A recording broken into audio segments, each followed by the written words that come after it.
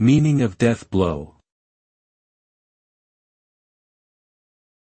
Death blow.